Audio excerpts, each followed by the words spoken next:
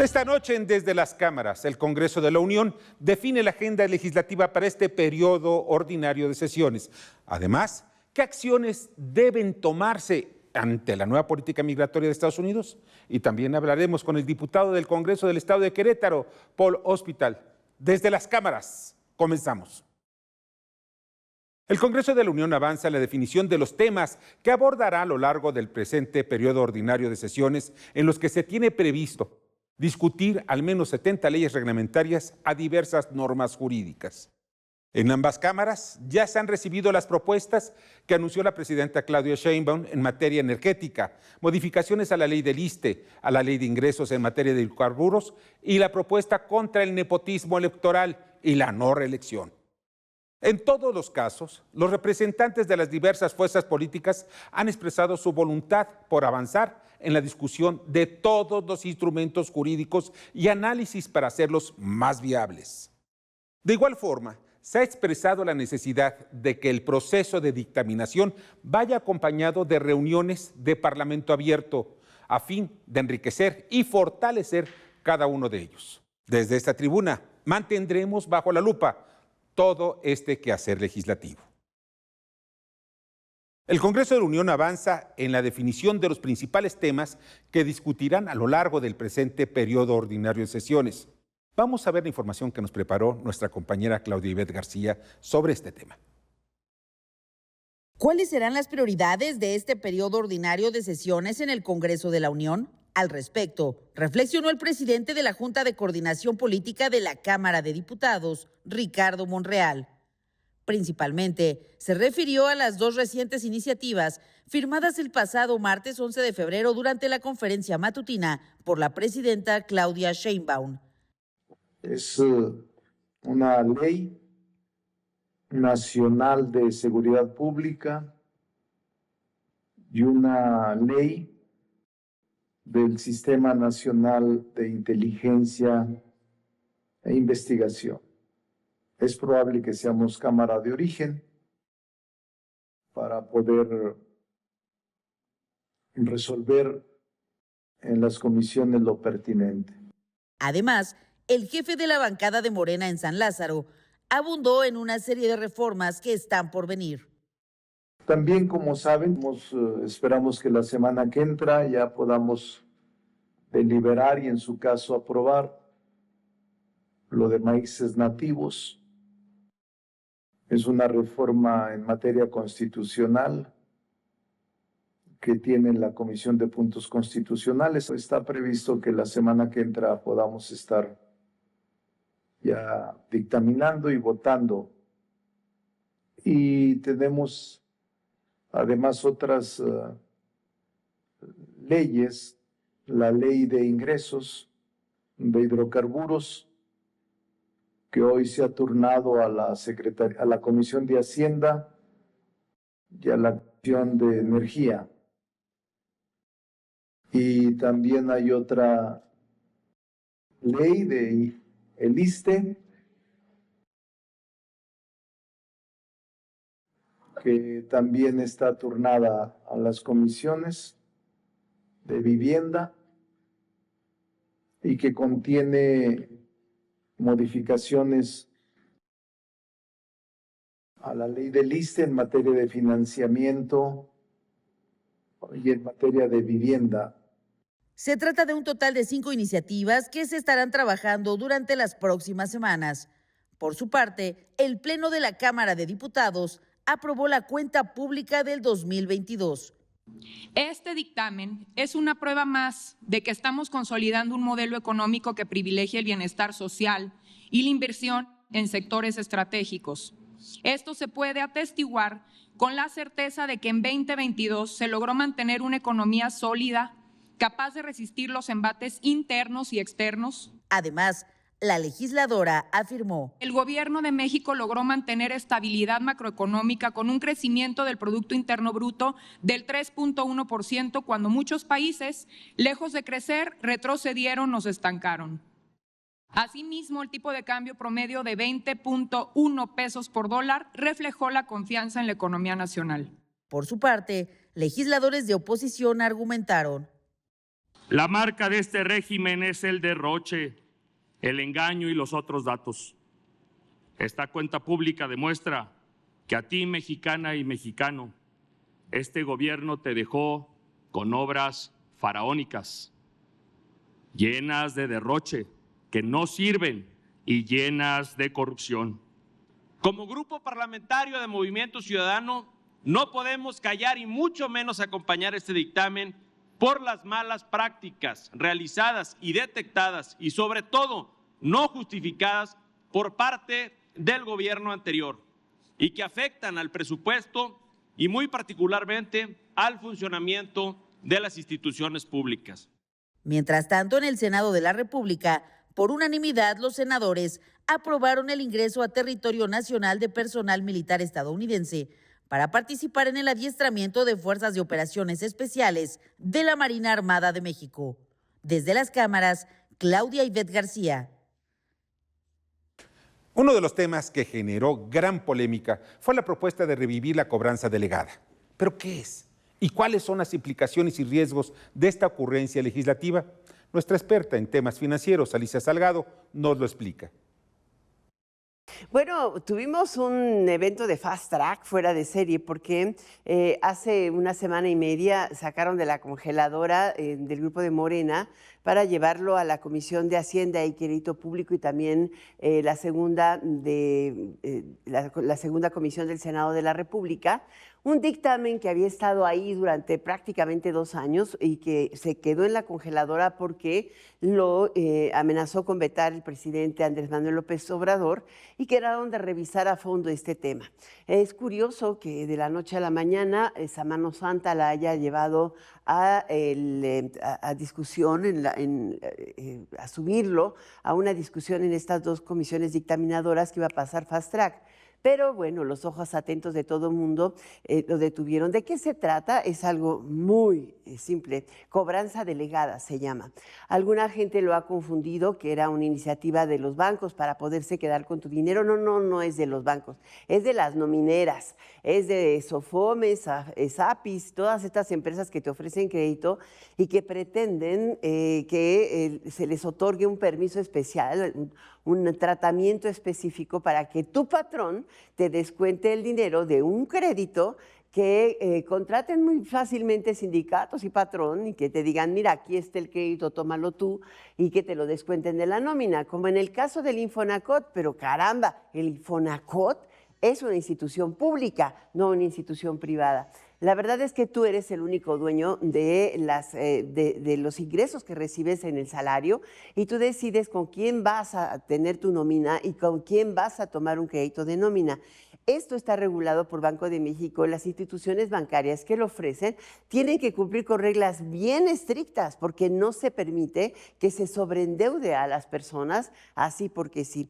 Ya nos pasó una vez, el caso es que este tipo de prácticas generaron, no sé si te acuerdas tú, Adrián Amigos, el famoso Profeproa, Nómina Proa, etcétera, que han costado más de 200,000 millones de pesos en su momento, a finales de la etapa de Calderón y principios de la etapa de Peña, y que se pusieron un alto. El presidente López Obrador le llamó justamente volver a las tiendas de raya, como que te voy a quitar el dinero del salario, y la presidenta Claudia Sheinbaum tan pronto supo esta intención, dijo que si la aprobaran en el Senado de la República la vetaría en los mismos términos que el expresidente Andrés Manuel López Obrador. Ojalá que hayan entendido y quiten estos pequeños monstruos congelados. Deberían matarlo. Y si quieren revisar a fondo la práctica, que lo hagan y que haya libre competencia. Pero eso sí, cuidando que nadie tiene derecho a embargar o prevenir el uso de los recursos de los trabajadores depositados en sueldo. En el marco de los trabajos del Congreso de la Unión, platiqué con el senador Agustín Dorantes, secretario de la Comisión de Energía, sobre las acciones que deben instrumentarse para hacer frente a la política que viene impulsando el gobierno de Estados Unidos. Sin duda, este escenario genera incertidumbre y la incertidumbre puede generar que se detengan las inversiones, que es una de las fuentes de ingreso, de generación de empleo más importantes que tiene Querétaro y todo el país, sobre todo las zonas más industriales. Lo que tendríamos que hacer es aprovechar en la época de crisis para sacarles las mejores oportunidades. Hoy la propuesta que ha presentado la presidenta en la semana anterior sobre el tema energético creo que es una gran oportunidad para la generación de energía limpia que permita quitar los obstáculos que hoy tienen las industrias para que puedan llegar a Querétaro y a México y de esta forma generar oportunidades para las y los mexicanos. Ahora, por otra parte, ¿habrá capacidad en caso de que envíen tantos migrantes indocumentados? Necesitamos una estrategia integral, primero para la defensa de los derechos a través de asesoría técnica in situ. En segundo lugar, necesitamos garantizar la llegada de los migrantes a su lugar de origen, salvaguardar su integridad física y personal. Y en cuarto lugar, generar oportunidades para que puedan tener una inclusión laboral, una inclusión en su lugar de origen, con el objetivo de que las oportunidades que se les están cerrando se les abran en la tierra que los vio nacer. Ahora, en cuanto a los aranceles que se han propuesto en contra de México y Canadá, ¿cuáles son las opciones que tenemos nosotros? ¿O simplemente esas son cosas que estruendosas por un momento? Tenemos que vernos como aliados, somos vecinos y tenemos que aprovechar las condiciones de cada uno de los países para generar bienestar en los 3 países que integramos el Tratado de Comercio. Si en lugar de aprovechar las ventajas competitivas que cada uno tiene, pues en lugar de mejorar, para todos nos va a afectar. Habría inflación tanto en Estados Unidos como Canadá y por supuesto en México, y por consiguiente tenemos que apostarle al diálogo, al respeto de la soberanía nacional. Necesitamos muy fuerte lograr la unidad de las distintas fuerzas políticas para la defensa de los intereses de nuestro país, y también tenemos que reconocer que si algo no estamos haciendo bien, pues tenemos que corregir. O sea, sin duda el tema de la seguridad es el reto más grande que tenemos en nuestro país y tenemos que trabajar todos juntos para resolver las problemáticas donde se estén viviendo. Pues Agustín, no sabes cuánto te agradezco que nos hayas acompañado esta noche. Al contrario, Víctor, muchas gracias y estamos para servirles. Vamos a una breve pausa y al regreso hablaremos con el diputado al Congreso de Querétaro, Paul Hospital, sobre las acciones que viene impulsando en favor de la población queretana. Pues la verdad es que en Querétaro tenemos una agenda legislativa muy nutrida, muy diversa. A la fecha, el Congreso del Estado me ha aprobado 31 iniciativas de ley. Hemos roto todos los récords. Y todas estas iniciativas tienen que ver siempre con una visión mucho más progresista, socialdemócrata, de ampliación de derechos, pensando siempre en todos los derechos para todas las personas.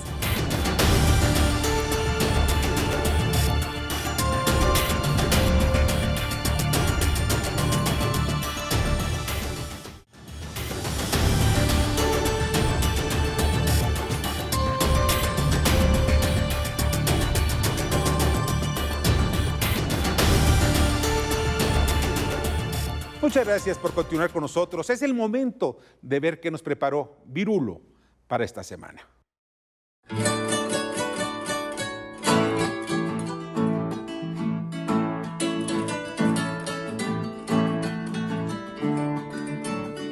Donald Trump siempre furioso y lo aplaudía. A Milei tan horroroso y lo aplaudía. Bolsonaro tan baboso y lo aplaudían, y seguían aplaudiendo cuando a todos nos mentían, y seguían aplaudiendo cuando a todos nos mentían. Recibimos con alegría a Paul Hospital Carrera, administrador público con maestría y politólogo de primera. Joven con gran experiencia, de Querétaro diputado.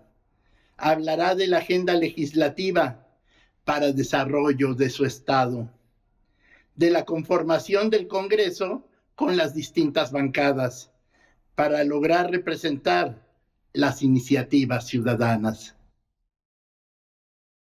Y le doy la bienvenida al diputado por el Congreso de Querétaro y le agradezco muchísimo a Paul Hospital, quien viene impulsando una serie de acciones que me parecen muy interesantes desde el punto de vista que necesitamos que la población en Querétaro pues reciba muchos beneficios. Como tú decías fuera del aire, todo el mundo tenemos o un familiar, un amigo o incluso una casa allá en Querétaro. Exactamente, así es. Buenas noches, Bienvenido. encantado de saludarte, Víctor, a toda la audiencia. Y sí, pues la verdad es que en Querétaro tenemos una agenda legislativa muy nutrida, muy diversa. A la fecha, el Congreso del Estado me ha aprobado 31 iniciativas de ley. Hemos roto todos los récords. Y todas estas iniciativas tienen que ver siempre con una visión mucho más progresista, socialdemócrata, de ampliación de derechos, pensando siempre en todos los derechos para todas las personas, en la niñez, en fin. Acabamos de aprobar una, por ejemplo, que es interesante a nivel nacional por el contexto en el que nacen las niñas y los niños en distintos estados del país, que tiene que ver con un derecho fundamental, un derecho humano, por ejemplo, que es el derecho a la identidad. Y la identidad en este país, en este contrato social, te la da el acta de nacimiento, ¿cierto? La bronca es que hay un subregistro de nacimientos en este país escalofriante. Es decir, padres, madres de familia que tienen a sus hijos en un hospital, en una clínica pública, les entregan su certificado de alumbramiento, que con eso vas al registro civil, y no lo hacen. Y entonces pasan 90 días o pasan 6 meses o puede llegar a pasar un año sin que un recién nacido esté registrado. Entonces, pues esto no puede ser. ¿Por qué? Porque no tienen identidad. Además, es una cadena de consecuencias, de problemas, por ejemplo, para el tema de la vacunación, de los derechos a los cuales somos acreedores desde que nacemos, de los programas sociales. Entonces, ¿qué hicimos en Querétaro? Obligamos al registro civil por ley a que no pueda salir un niño y una niña de un hospital sin su acta de nacimiento. Entonces, es chamba ahora del registro civil que tengan una oficina, una representación dentro de las clínicas y hospitales públicos para que absolutamente todas las niñas y niños que nazcan salgan ya con su identidad, salgan con su acta de nacimiento.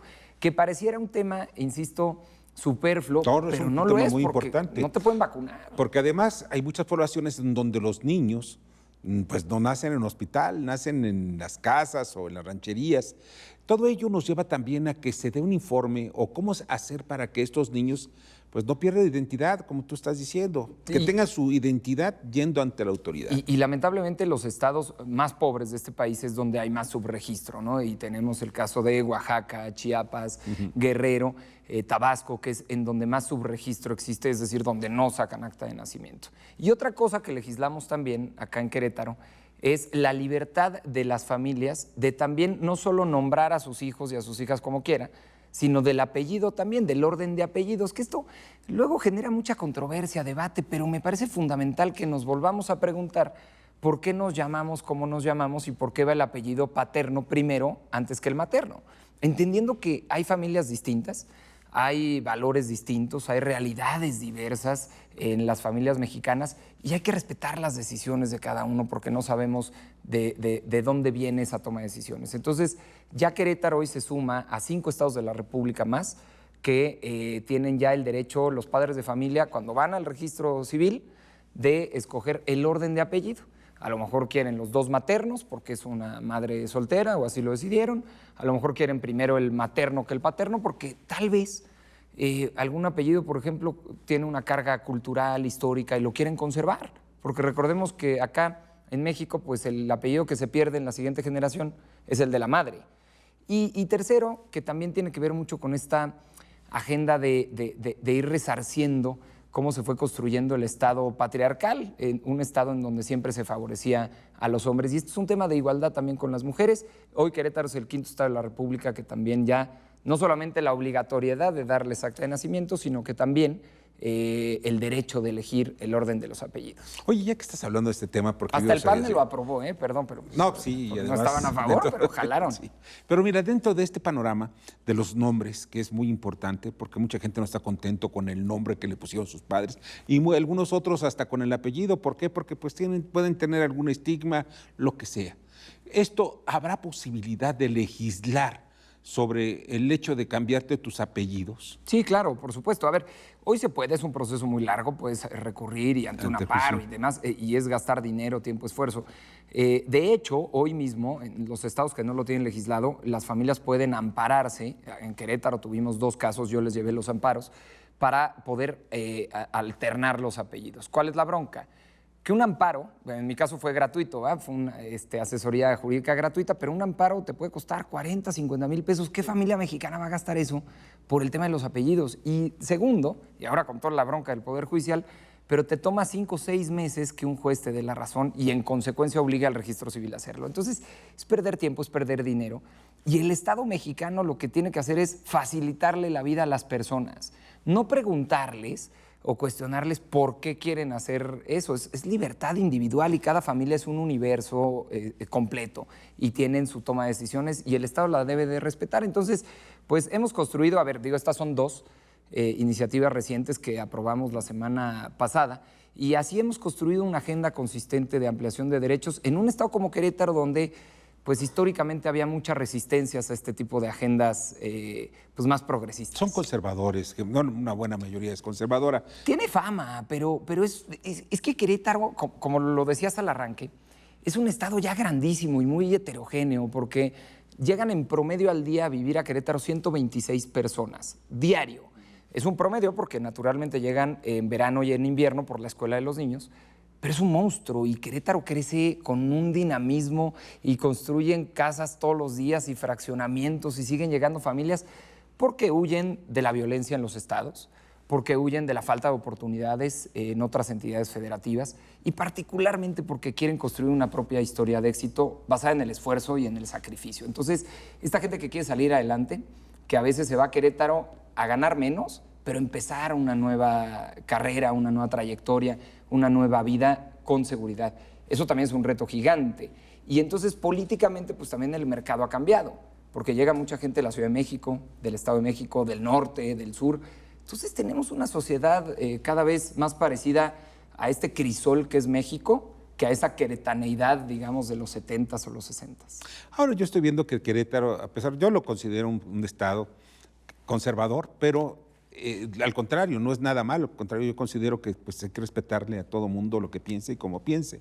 Pero hay algo que me parece de Querétaro que es importante. Es que dentro del panorama político, geopolítico, sigue siendo un estado que pues está yendo hoy, está en la oposición a nivel federal, pero tiene una presencia importante también de Morena. Y esto va cambiando poco a poco también los nomios dentro del Estado. ¿Tú cómo ves la situación política de la entidad desde el punto de vista electoral? Sí, por supuesto que Morena tuvo un crecimiento excepcional en la última elección, pero no solamente en Querétaro, sino en el país completo. Sí, cuando tienes en la candidatura presidencial una persona que gana por más de 30 puntos de diferencia, digamos, este paraguas los cubre a todos y llegan después personas que tal vez ni campaña hicieron, ¿no? Y llegan por una marca, por un arrastre. Situación que no va a suceder ahora. Y si revisamos, como en muchos estados de la República, pero particularmente en Querétaro, desde el otrora PRD, que ya no existe, pero cuando estaba Andrés Manuel de candidato, siempre en la elección presidencial subía muchísimo su votación, llegaban personajes en lo local a través de esta marca, PRD o Morena, pero en la intermedia, es decir, la que viene, la del 2027, bajan de manera abrupta, porque ya no tienen, digamos, esa potencia que les brinda el marco de una elección nacional. Que sí es una realidad en Querétaro también, pues que el PAN lleva ya mucho tiempo gobernando, el PRI también, hubo alternancia, pero solo con el PRI, y luego este error histórico de darle la razón a López Obrador con una alianza PRI-PAN diciéndole al pueblo mexicano que tuvo razón y fuimos lo mismo siempre, entonces pues la gente ve que siempre ha gobernado el PRI y el PAN, y esto tiene un desgaste y tiene un hartazgo natural. Sin embargo, también hay un rechazo muy fuerte a Morena. Está medido, están los números. Sí. Una de las entidades federativas en donde más rechazo haya que llegue Morena a gobernar es Querétaro. Entonces, entre este hartazgo a lo que hay y, digamos, el rechazo o el miedo a lo que puede llegar, ahí es donde en medio me parece que puede haber una alternativa muy interesante que encabece Movimiento Ciudadano, en donde haya una opción real para la gente, en donde ante el hartazgo y el miedo puede entrar una nueva alternativa a irrumpir en el mercado electoral, que, insisto, es totalmente heterogéneo y viene de todos lados y predominantemente joven. Y creo que ahí Movimiento Ciudadano ha sido muy asertivo en lograr conectar con las juventudes, con la forma que hacen publicidad, campaña, propaganda. Han permeado dentro de un sector que normalmente no voltea a ver lo público y que hoy le está haciendo atractiva esa marca. Entonces, pues vendrá una elección interesante. Falta mucho, pero ya empezó el 2027. No falta mucho, está a la vuelta de la esquina. Exacto. Ya el próximo año ya ustedes ya deben tener, más bien, a finales de este año ya ustedes deben tener cada uno de los partidos su candidato o su precandidato. Sí, se van enfilando siempre, ¿no? Se van enfilando. Bueno, pues es un estado también muy noble y uno de los estados que desde mi punto de vista están en orden. Sin duda alguna. Dentro de sus bemoles. Pues Paul, de verdad no sabes cuánto agradezco que hayas estado con nosotros esta noche y de verdad, pues es un estado, repito, donde incluso pues se encuentran viviendo un familiar, un amigo, y es algo muy importante que debemos siempre estar cuidando. Y es un ejemplo también para el resto, para algunas regiones del país. Sin duda alguna, la verdad es que en el concierto nacional es una bendición vivir en Querétaro. Tenemos de vecinos estados que sufren de una violencia impresionante. Está Michoacán, Hidalgo, Guanajuato, Zacatecas, en fin, San Luis Potosí, allá en la Sierra Queretana. Entonces, sí estamos en medio de una crisis nacional, pero siempre ha salido adelante Querétaro y hay que cuidarlo. Hay que llevarlo a otro nivel, pero hay que cuidarlo. Claro, porque además tiene un potencial económico impresionante, en fin. Paul, como siempre, las puertas abiertas del programa. Muchísimas gracias. Pásala muy bien. Gracias. Pues se nos acabó el tiempo, pero nos vemos la próxima semana en Desde las Cámaras, el único programa que pone bajo la lupa el quehacer legislativo. Un saludo muy afectuoso por su pronta recuperación a Adriana Sarur, nuestra compañera. Buenas noches.